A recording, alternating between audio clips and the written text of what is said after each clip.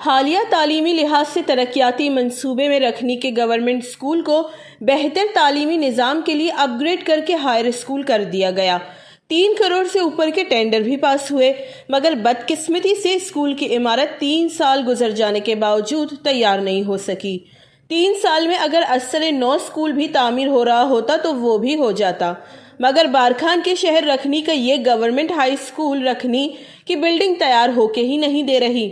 مقامی لوگوں کا کہنا ہے کہ اسکول کو اپ گریڈ بڑی تیزی سے کیا گیا، ٹینڈر بھی تیزی سے پاس ہوا، مگر اسکول کی عمارت کرپشن کے نظر ہو رہی ہے۔ کرپٹ ٹھیکیدار کے خلاف کارروائی کا مطالبہ کرتے ہوئے ان کا مزید کہنا تھا کہ بلڈنگ کی جلد تعمیرات کو ممکن بنایا جائے، چونکہ طلبہ کی تعداد میں دن بدن اضافہ ہو رہا ہے، بچوں میں تعلیم کا شوق بڑھ رہا ہے، اس شوق کو مرنے نہ دیا جائے۔ سرد موسم میں بچے کھلے آسمان تلے علم حاصل کر رہے ہیں۔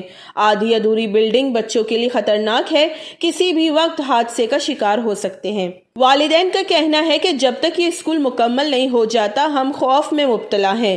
بچوں کی تحفظ کو اولی ترجیح دینا حکومت بلوچستان کا فرض ہے، جو وہ فی الوقت اپنی ذمہ داری پوری نہیں کر رہے ہیں۔ اسی طرح وش نیوز کا فرض ہے کہ وہ اس طرح کی غفلت پر آواز اٹھائے، اور وش نیوز آواز اٹھاتا رہے گا جب تک ذمہ داران کے کانوں تک آواز پہنچ نہیں جاتی۔ وش نیوز، بارکھان۔